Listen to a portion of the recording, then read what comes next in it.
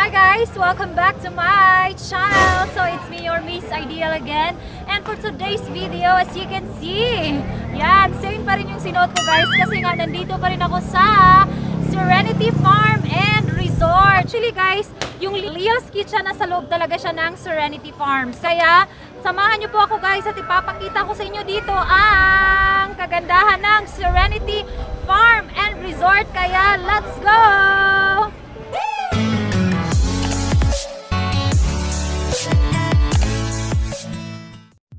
Welcome to Serenity Farm and Resort. Ayun guys, ito yung pinaka main entrance talaga nila. And tara, pasukin na natin.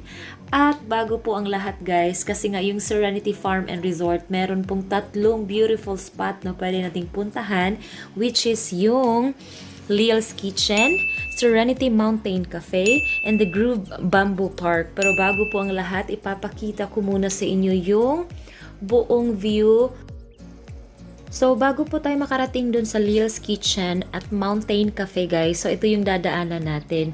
Meron naman tayong choices, guys. Kung ayaw nating maglakad, meron naman silang golf cart. So, mamaya sasakay tayo sa golf cart. Pero ayun, tingnan muna natin yung kanilang view. Ayun.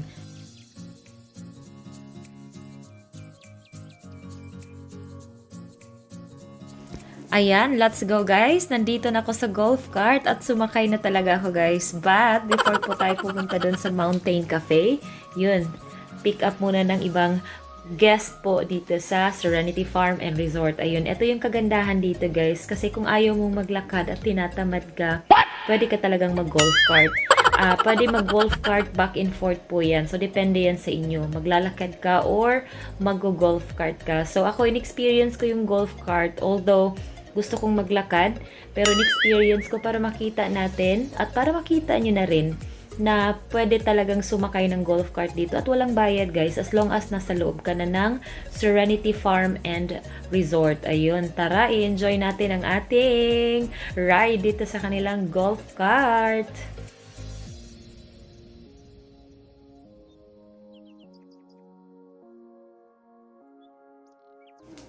Ayun guys, nandito na tayo sa pinakamagandang spot dito sa Serenity Farm and Resort. Yun, nasasabi kong pinakamagandang spot guys kasi nga, makikita mo naman yung buong resort talaga dito guys. Yung kung saan tayo dumaan kanina. And at the same time, yung other side or yung other background or view po ni Serenity Farm and Resort. Ayun, just take a look. Tingnan nyo po. Yun, ito po yung resort nila guys. Ayan. You can also check their website guys kasi nga meron silang page po, Facebook page, and you can have or you can get more information about their resort. So yun, nandun po lahat kung magkano po yung house nila guys kasi nga dito naman sa resort na to, hindi naman per room ang iyong i-rent dito guys, kung hindi po buong bahay po talaga. So yan, welcome to Cafe, Serenity Cafe. Ito yung Serenity Cafe nila guys. So, Serenity Mountain Cafe. So, ito yung Serenity Mountain Cafe nila guys. Yung sinasabi ko kanina na meron po silang tatlong magagandang spots po na pwede nating puntahan, which is yung Liel'S Kitchen, yung kung saan ako nag-vlog. First vlog ko yung Liel'S Kitchen, and at the same time, itong Serenity Mountain Cafe, and mamaya titingnan natin yung The Groove Bamboo Park and Light Show po nila. So yung Liel'S Kitchen naman guys, open po sila. Yun, sinabi ko po yung sa first vlog ko po na from 12 noon until 10 p.m. Ito namang Serenity Mountain Cafe, open po siya from 9 a.m. till 9 p.m. din po yung kanyang open. And of course, yung The Groove Bamboo Park and Light Show, 3 p.m. until 10 p.m.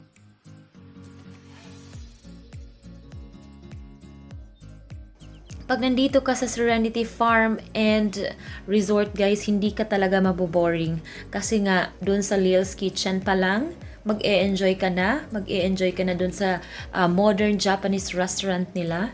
And at the same time, pag nagsawa ka na dun, pwede ka nang lumipat dito sa kanilang Serenity Mountain Cafe. So, ang ganda ng view talaga nila dito guys. As you can see, makikita mo yung lawak talaga ng bulubundukin. Ayun, tama po ba yun? Bulubundukin. Makikita mo po talaga. And marirelax ka talaga dito guys. Magkakaroon ka talaga ng peace of mind. Ma-unwind ka po talaga dito guys. So yun yung kagandahan din dito. And of course, yan. Kasi nga marami din po silang pwedeng yung of course yung ini-enjoy talaga natin guys while viewing or while nandun tayo nakaupo at nakatingin dun sa magandang view, yung mga mountains, tingnan nyo yan. Yun, pwede ka talagang umorder dito guys kasi nga yung Serenity Mountain Cafe, sobrang daming choices ng kanilang mga pagkain. So kami, kasi nga nung nandun kami kanina sa Liel'S Kitchen, nag-order na kami dun at kumain na kami. Yung in-order naman namin dito guys is yung coffee, ayun, kasi may coffee sila dito and at the same time sa oras na to medyo malamig kasi nga dapit hapon na po ito guys, so siguro mga around 5 PM na to yung time na to na kung saan ako nag-video or kung kailan ako nag-video ngayon. So medyo malamig po siya, kaya mga ka-ideal kung lamigin po kayo, dala kayo ng jacket, yung extra jacket lang kasi nga medyo malamig talaga dito sa lugar na to. Pero mag-e-enjoy ka talaga, as in, mai-in-love ka talaga sa place na to guys.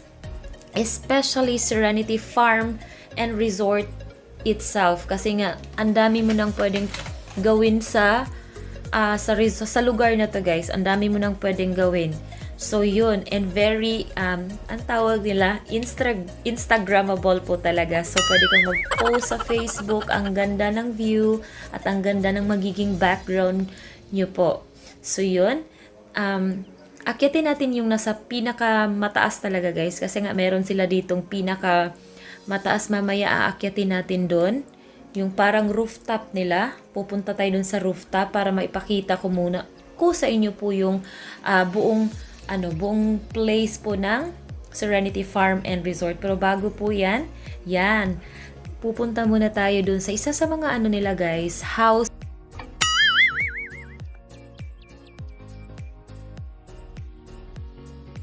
Yun. Yung isa sa mga pwede mong rentahan dito guys, ito yung bahay na, so maraming rooms guys. So kung pupunta ka dito na pamilya po kayo or kung magre-rental po kayo dito, magre-rent po kayo dito for one night or kung ilang night man ang gusto nyo guys. So ayun, ito po yung maganda dito kasi yung room mismo or yung house mismo na inyong rerentahan, meron po siyang, ayun, nakikita nyo yan, may pool po siya and at the same time meron po siyang meron siyang playground para sa mga bata. So yun, ang ganda talaga dito guys at hindi ako magsasawa talaga dito na paulit-ulit babalik dito guys. Pwede namang day use dito.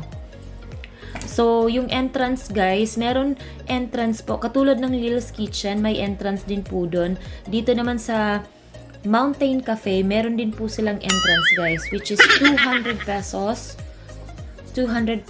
per head, pero yung 100 pesos nun guys is consumable naman. So ayun, mag-e-enjoy ka naman dun sa 200 pesos mo kasi nga yung 100 pesos is consumable and at the same time yung 100 pesos parang yun yung bayad mo sa pagpasok mo dito sa loob at makakapag picture taking ka na kung saan mo gusto guys. Yun.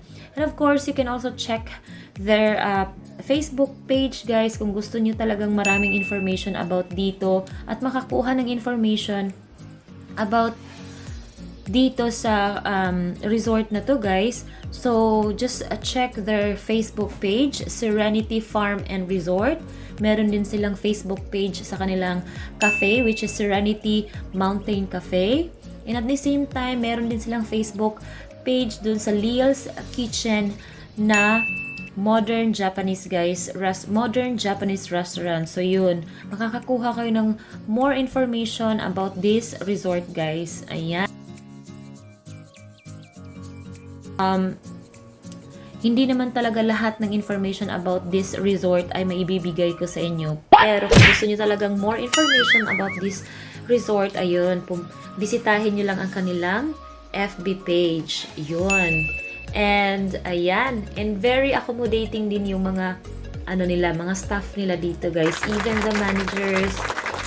So, very accommodating po talaga. So, mamaya po, guys, titingnan natin kung makakapunta tayo sa kanilang The Groove Bamboo Park Light Show. But for now, guys, let's enjoy the view of Serenity Farm and Resort. Ayun, ako din mismo nag-e-enjoy ako eh. Kasi nga ang ganda din talaga ng kanilang view, especially pag nandito ka sa Serenity Mountain Cafe. So, yung Serenity Mountain Cafe, sinasabi nga nila dun sa kanilang Facebook page na a unique restaurant or cafe because it's a beautiful scenery, relaxing, and of course, a delicious food, which is tama naman po ang kanilang sinabi, guys, kasi ako mismo na-experience ko po yan. And at the same time, ayan, sobrang accommodating din ng kanilang mga staff dito, guys. Very accommodating, very friendly. Kaya recommended ko talaga tong Serenity Farm and Resort, guys. So mamaya, pupuntahan ko yung The Groove Bamboo Park and Light Show. So, I'm so excited kasi nga, sa pangalan pa lang, parang kakaiba na po siya. So yun, pupuntahan natin yun mamaya. And for now, let's enjoy the view muna, guys. And of course, the beautiful scenery of Serenity Farm and Resort.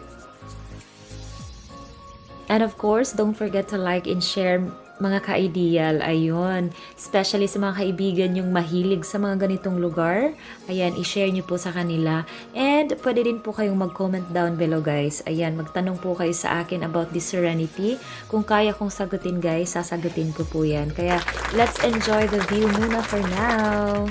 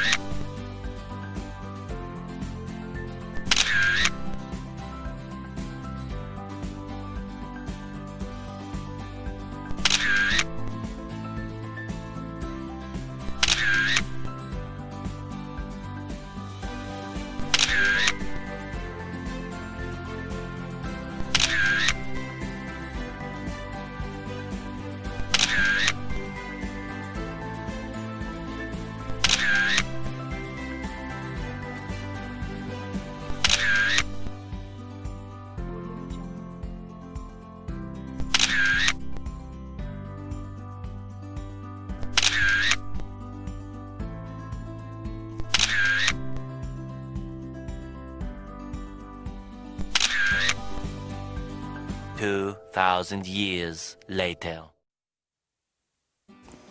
Alright guys, welcome to the Grove Bamboo Park and Light Show. Ayun. Sorry guys, medyo hindi siya masyadong malinaw kasi nga I'm just using my phone this time. So, pero as long as maipakita ko sa inyo guys, as long as makita natin yung mga lights, kasi nga dito naman talaga napaka-unique po ng kanilang, para siyang resto bar guys. Tingnan nyo, may banda din sila. Yun. After dun sa Liel'S Kitchen, Serenity Cafe, ayun, nandito na ako sa The Groove Bamboo Park and Light Show. Ito yung pinaka-last guys na destination ko dito sa Serenity Farm and Resort. Ayun. And napaka-perfect talaga niya guys. Kasi nga, after dun sa mga magagandang view, ayun guys, napaka-unique po talaga ng kanilang resto bar dito guys. Kasi yung pinaka-main attraction po dito guys is yung bamboo. Inilagyan nila ng sandamakmak na lights. Kaya sobrang ganda tingnan guys. Pagpasok mo pa lang, masasabi mo talagang, wow, it's amazing. Ayun, kasi napakaganda naman po talaga ng kanilang pagkagawa. Tingnan nyo po yan, yung parang may tulay dyan.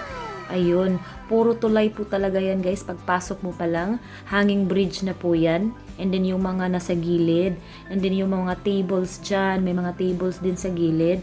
And then yun. Then nilalagyan po nila ng mga tulay with lights. Kaya sobrang gandang tingnan po guys. Ang ganda po talaga dito. And They are open from 3 p.m. until 10 p.m. So, mag-e-enjoy ka. So, mag-e-enjoy ka dito. So, for your last destination, for our last destination, sobrang mag-e-enjoy po talaga ako for sure. And tara na guys, e-enjoy ko na po talaga. And thank you so much sa inyong pagsama sa aking pagtutour dito sa inyo sa Serenity Farm and Resort. Ayun guys, ngayong nakikita nyo na ang buong Serenity Farm and Resort, ano po ang masasabi nyo? Para sa akin po guys, napakaganda po. Pero kayo po guys, ano po bang masasabi nyo? Gusto nyo po bang pumunta dito? Yes, you can comment down below guys kung ano po masasabi nyo dito tungkol sa Serenity Farm and Resort. Just comment down below mga ka-ideal. And tingnan natin kung nagustuhan nyo rin po ba. And thank you so much sa yung pagsama guys. Mag-e-enjoy na ako. So, thank you so much guys and mag-enjoy na muna ako dito.